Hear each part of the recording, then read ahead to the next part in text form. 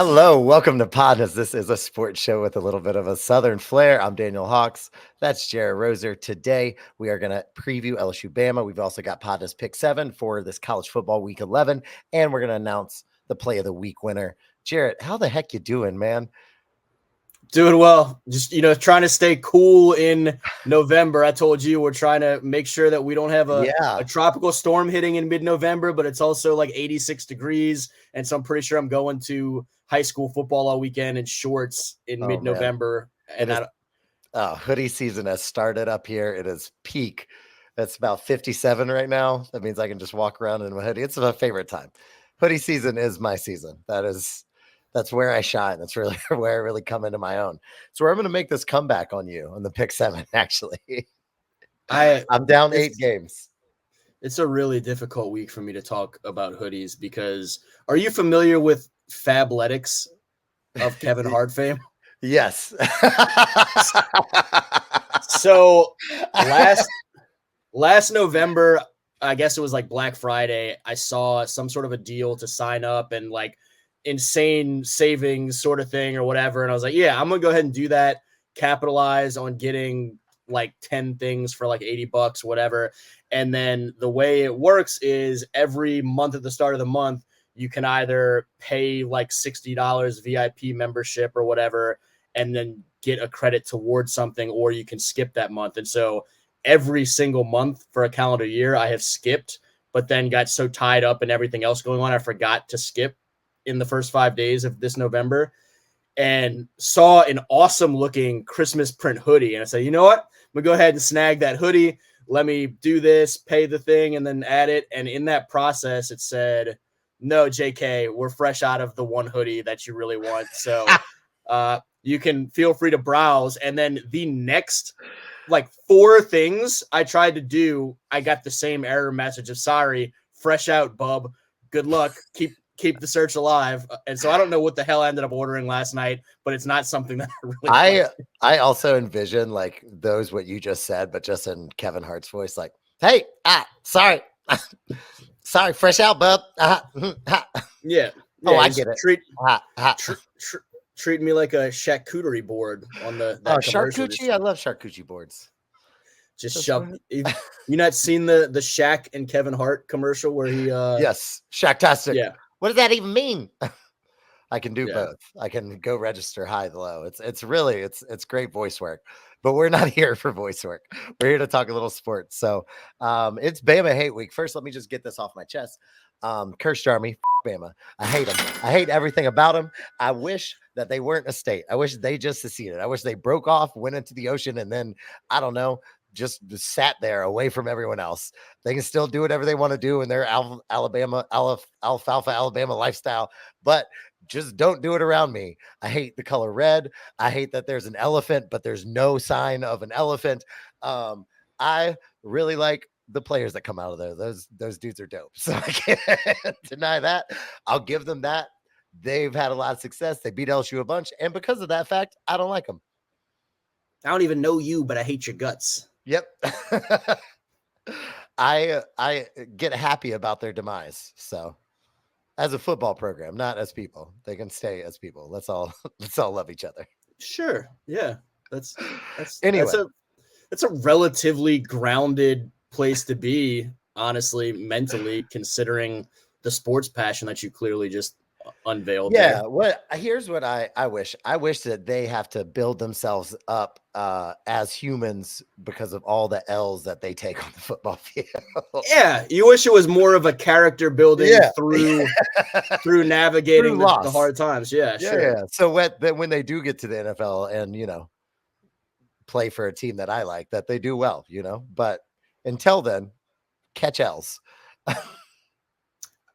This is I have another tangent for you at some point that I know you're kind of preparing, and I apologize for going off on a whole 2-minute Fabletics thing already at this point.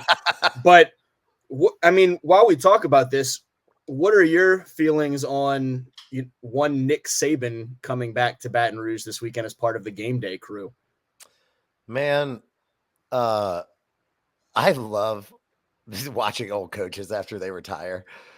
I also really, really love the Pat McAfee, Nick Saban like dynamic that always happens. So I think actually that LSU game days are always so much fun. Whenever that game day crew has come there, and I know there's been some like the golf ball incident and, a long time ago that made them put up things behind them, behind the talent. Um, I love it. I think it's going to be so much fun. Listen, at this point, Nick Saban's not doing anything else to LSU, so I can let go.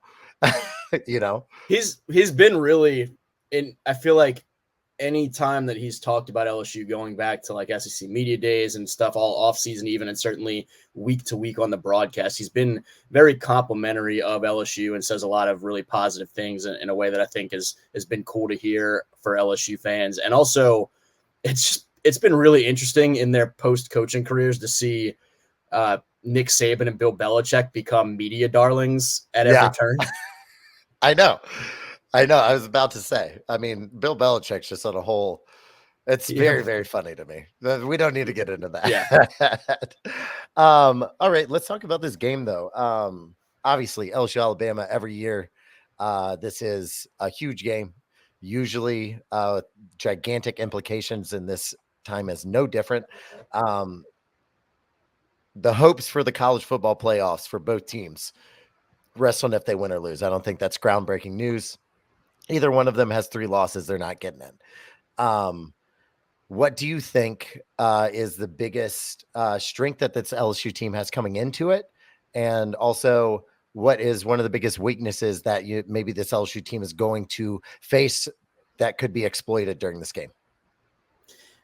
It's a great question because what we've seen from both of these teams, as we've talked about before, has been kind of, epitomizing of college football at this point. Is what the hell are you going to get from half to half, let alone game to game at different points? Because, I mean, you want to say, look at LSU's ability to move the ball through the air for a lot of this season, but then the interception issue in the second half against Texas A&M was a huge part of everything starting to unravel in a hurry. Bama has not defended the run the way that you expect a Bama team to traditionally do so, but LSU hasn't been able to run the football like you typically expect better LSU team. And so it's been What's all the over opposite of like a movable force meets whatever object? Like, what's the opposite of that? Because I feel like that's the Bama it's run not defense even LSU run game. Yeah, and it's that those areas of weaknesses do kind of stand out in that regard. But in terms of the overall matchup, it's not even that they're both bad or down or disappointing. It's just such a roller coaster every damn week that it's hard to really project. And so that's what's interesting to me is just which versions of these teams are showing up again, not only on Saturday, but in the first quarter on Saturday and in the third quarter on Saturday and whatnot. So it's really weird to try and project. I have felt confident about this matchup for LSU most of the season until the second half in College Station, because I know how capable Jalen Milroe is of hurting you with his legs, and Marcel Reed just exposed the hell out of that LSU defense doing exactly that. Yeah. I think that, and also like if interceptions happen again, the fact that LSU does not have that run game stability like they've had before means sometimes you can't, like Nussmeier can't just like, hey, I'm going to fall back on the run and let these guys take over while I get settled a little bit more. It's like, okay, I just threw another interception, but the run game's not going tonight. So I'm going to have to get out there. I'm going to have to chuck it again, and more of a gunslinger mentality. I'm not saying that he's always making bad decisions. It's just sometimes like the only decision is to air it out and try and get it to one of my playmakers, get it to Lacey, get it even to like Durham in space, like on the outside on a short throw, to get these guys involved. And sometimes he's got to risk personal stats to do so and to make sure this LSU team is still in the game. That's where I end up landing too, is more than viewing, okay, here's a strength type matchup, here's a weakness type matchup, is I view these kind of X factor or litmus test type areas that I'm watching. And LSU I feel like has to establish a run game, because I have Yeah, a lot of confidence in Garrett Nussmeier. I don't think that what we saw from him in the third quarter at College Station is indicative of what we should expect to see from him on Saturday or in most games at this level or the next level. But exactly like you just said, if you are put in a situation where the only way you're moving the football with any level of consistency whatsoever is, okay, Garrett, go make, I almost cursed, go make stuff happen. It puts him in a really bad spot where then the defense can kind of dictate some more things, because they know that he's going to be in some tough spots and can kind of bait him into some things. And so against, again, an Alabama defense that we through the years looked at and said that, you know, that's going to be tough sledding to get the ground game going. Leonard during a Heisman candidacy season is going to have trouble reaching 30 or 40 yards. That's not this Bama team at all. No, this is maybe, certainly from an SEC perspective, I think is probably the worst run defense in statistically that LSU's seen thus far this season. So you've got to find a way to generate something there, some level of balance. They've talked about it for 2 weeks. Make it happen, help out your quarterback, and that should set you up with a potential to win this game. Yeah, and also this line that has been touted, like, so they've been overpowered at times this year. And so them coming up and setting the tone that, yeah, we are the best offensive line, not only in the conference, but possibly the nation, like they were touted as. Sometimes, especially on that run blocking, it looks like they're not ready. And are there any injuries like going into this? That's what I was So about what to are say. those as well?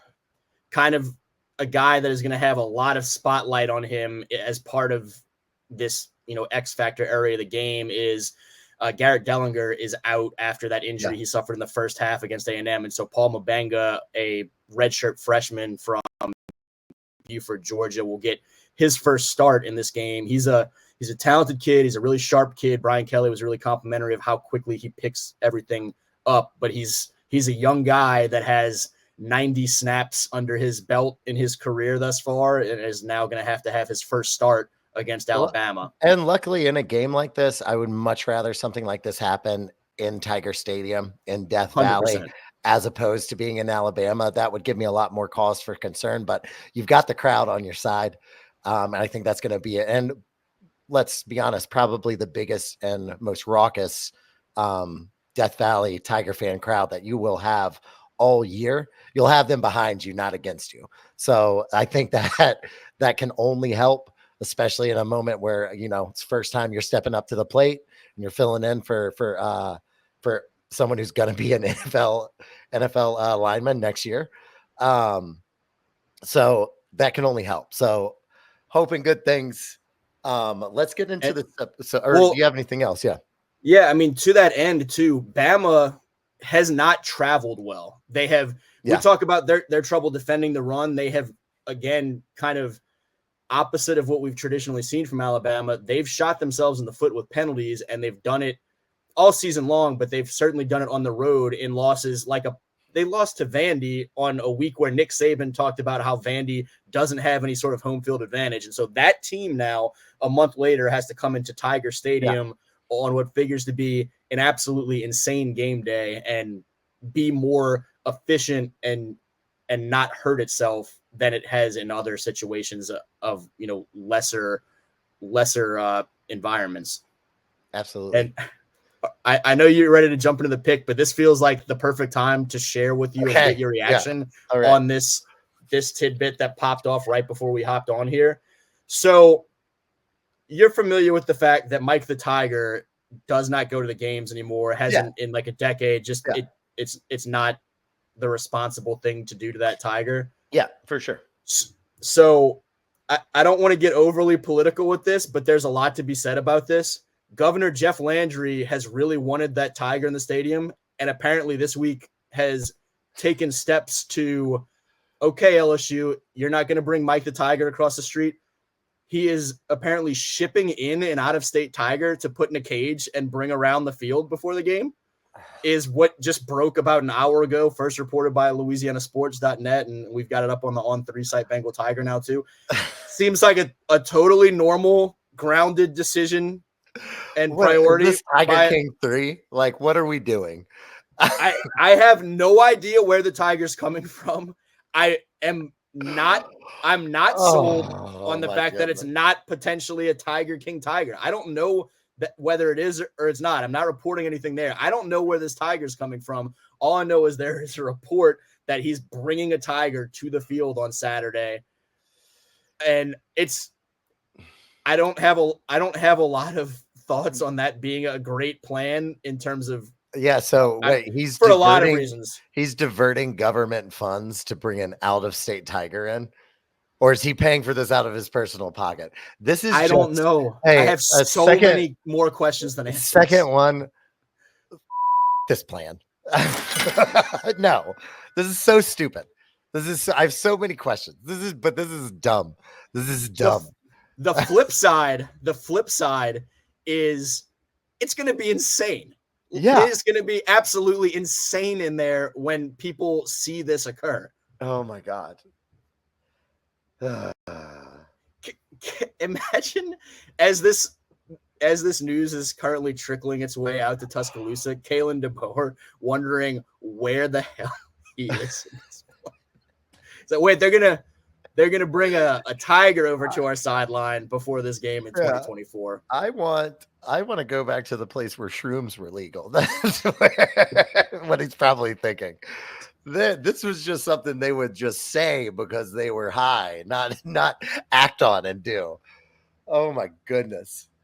Oh my gosh. That's something. We got 2 curse words out of it about it today.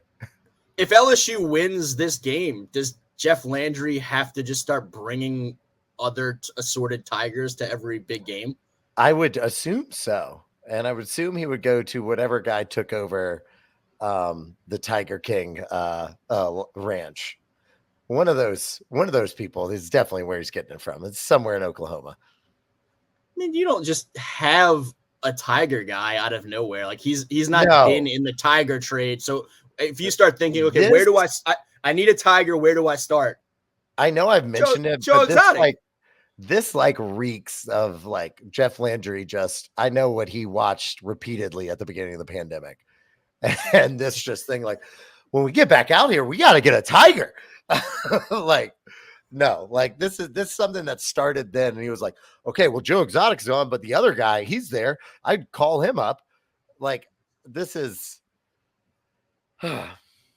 okay. Let's pick this game. What a time. Cannot wait to be alive. You and yours. Tigers and mine. All right. Let's pick this game. LSU, Alabama, 6:30 p.m. on ABC. This is the PODnas Pick 7. We're going to get into that one first. But before we do, Jarrett, 48-17. Me, 40-26. Only down 8. I gained 1 last week. So let's get into it. Like I said, LSU, Alabama on Saturday, ABC, 6:30. College game day will be there. So make sure if you're in the Baton Rouge area, get out there, show some support. Let's really make that thing seem live on ESPN in the morning. Jarrett, who you got? Yeah. They just announced today as well, Livy Dunn and Paul Skeens will be the guest pickers, a couple LSU national champions. I don't know if you can crash the television waves, but that duo has the potential to do so. I think there's going to be a lot of tension for that.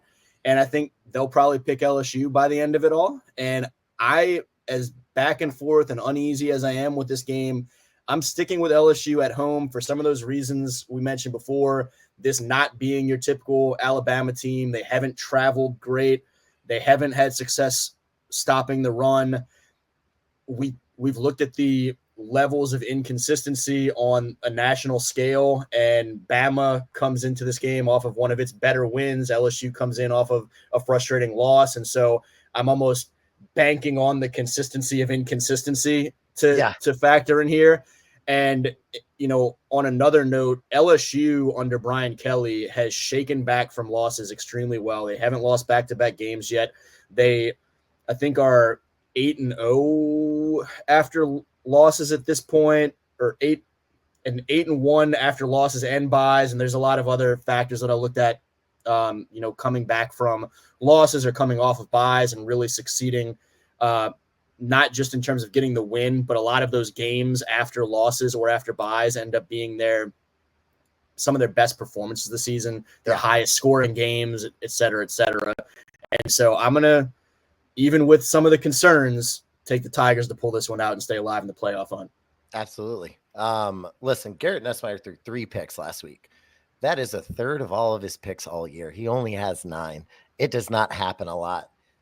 That kid can read the field so well. And even some of those, like he had to fling one up at the end of the USC game. He had one deflected at the line against Ole Miss. And so he's taking care of the ball fairly well. Yes, and he does. And I'm going to bank on that. And I'm going to bank on Tiger Stadium being rocking and propelling this team, giving them energy. So I'm going to go with LSU as well, partially because I just won't ever pick Alabama in this game.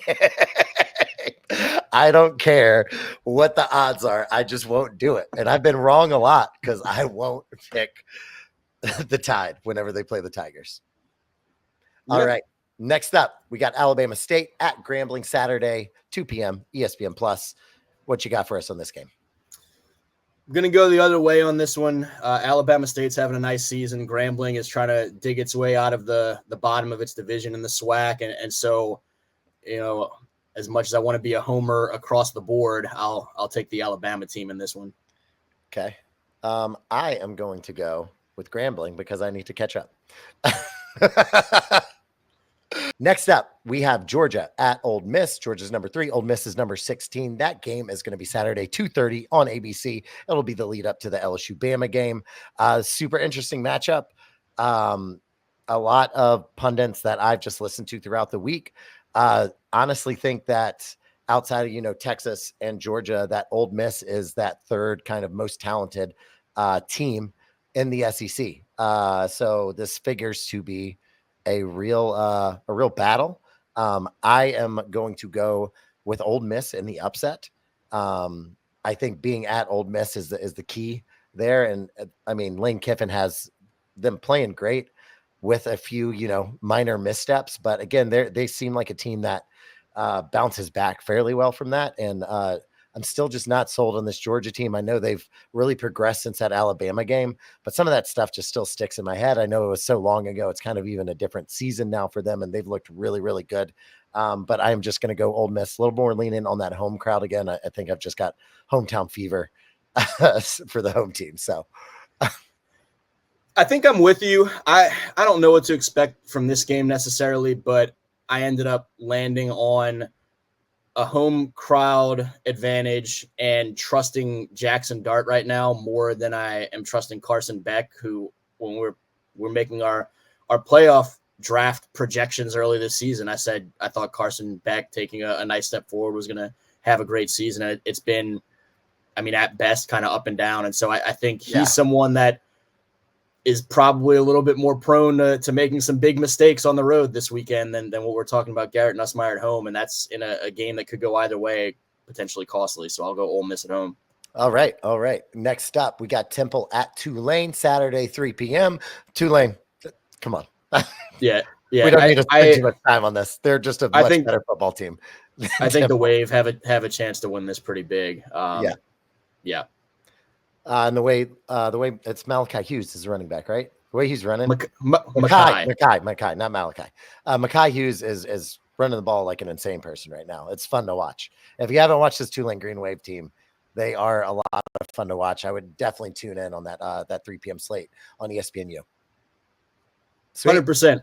I love watching that Tulane team play the last few years, and John Summerall's got those guys humming right now. Absolutely. Next up, Jackson State at Louisiana Tech, Saturday, 3:30 p.m. on CBS Sports.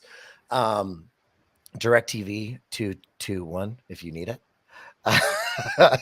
I know this Louisiana Tech team has struggled this year, and they've lost a bunch of close games.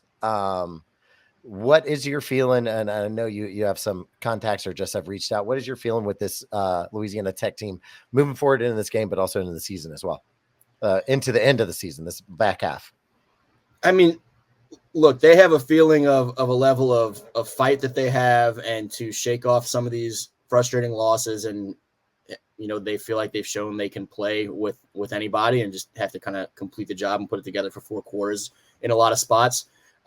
Personally, as much as I think this is a week where at home against a solid team, they could really use this win to kind of, jump into, springboard into the rest of November and a strong finish to the season. I'm concerned about it for them, and I think Jacksonville State is my pick, is that they're going to come in and spoil some of that. Yeah, I'm going to go as well, as much as I think so. I think it's just that little bit of getting the extra, like even that overtime game. It's just those little things where like they aren't completing the mission. Like each game is one. It's like you do everything right. And you see this in the NBA a lot. Those teams that are on the edge, teams that are really good, every game is close. NFL as well. Any given Sunday, game of inches. It's getting those last little things are what makes you good, and they just haven't really shown that to me. So this year, so I'm going to go with Jackson State, but I hope I'm wrong. So, are you going to fight for that inch? This is a pretty good Pacino as that coach. I love it. All right, anytime you want to bring that back, we're good. Next up, Arkansas State at the Cajuns, Saturday, 4 p.m. ESPN Plus. Robots in the matchup predictor tell us that UL has an 81% chance to win, and they are a 15-point favorite on the spread. I'm not going to go against that. I'm going to go with the Cajuns here.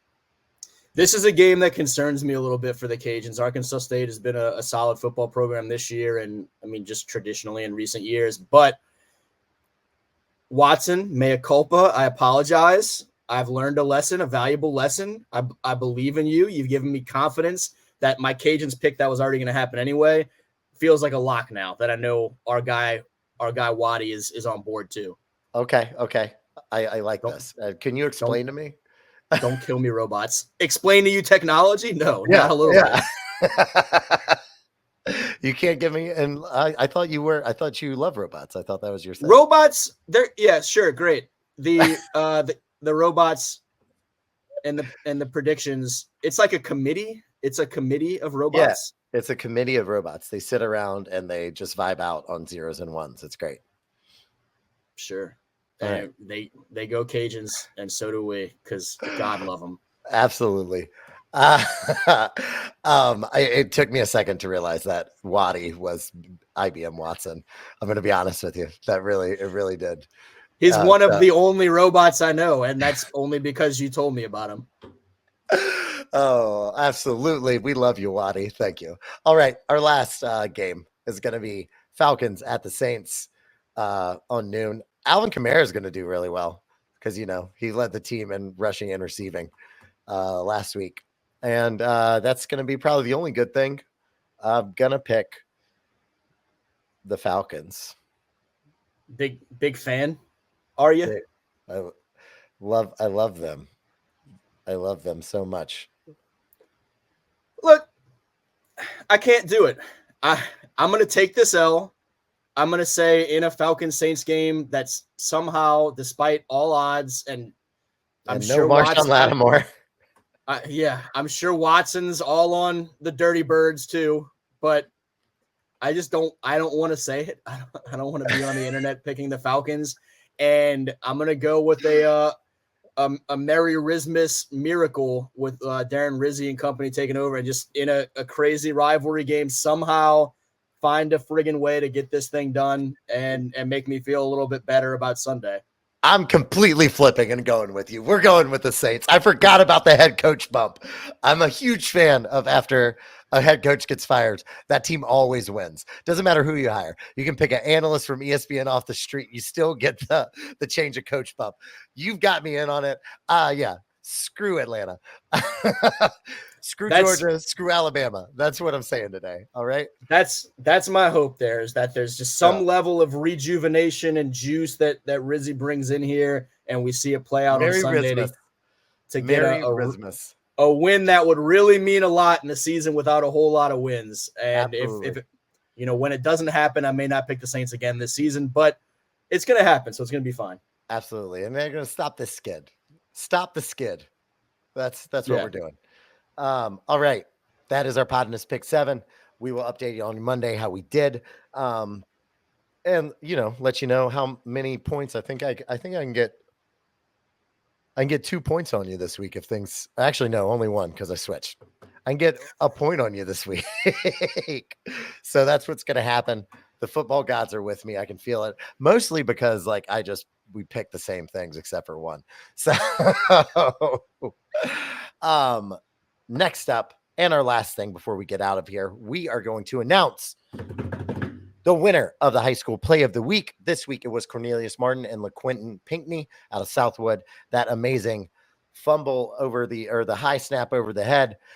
Cornelius picks it up, tosses a beautiful ball for a touchdown to LaQuinton Pinckney. I believe also had some jukes and some breaking tackles there for that as well. It was a great play. If you would like to see it, all you got to do is go to @PODnas_LA on Instagram. You can reach out to us on Twitter at Louisiana versus All Y'all, or go to the Louisiana versus All Y'all YouTube channel. Watch this episode that we had come out on Monday or Tuesday, and we've got all the plays of the week on there as well. Please follow, like, share, comment. We want to hear where we were right. We want to hear where we were wrong. We want to hear where it was funny and what was not. If we need to drop the Watson bit, we can. So please reach out to us. We want to talk to you. Jared, do you have anything for the people before we get out of here? No, that's about it. Credit to those guys, Cornelius and LaQuinton. I know it's been a tough season for Southwood, but they continue to fight late in this season. And on a play where things could have gone really wrong, they had the fight and the wherewithal and awareness and all those things to make some really good things happen. And so credit to those guys. This is going to be a really busy weekend on the Louisiana versus All Y'all channel.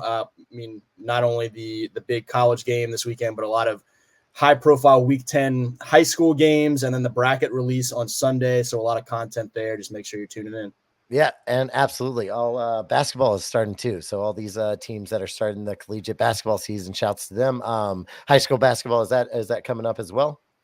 Some teams have started a lot, kind of try to backload their schedule to not start until football season is more wrapped up. But a few teams have started having games over the last couple of weeks. Hey, shout out to all of them. And hey, have a good weekend. Go Tigers. Podnas out. And it's a ticket talking margin for the biggest. That's a comma and a comma and a comma. Gotta get it. I've been comma and a comma and a comma. Gotta get it.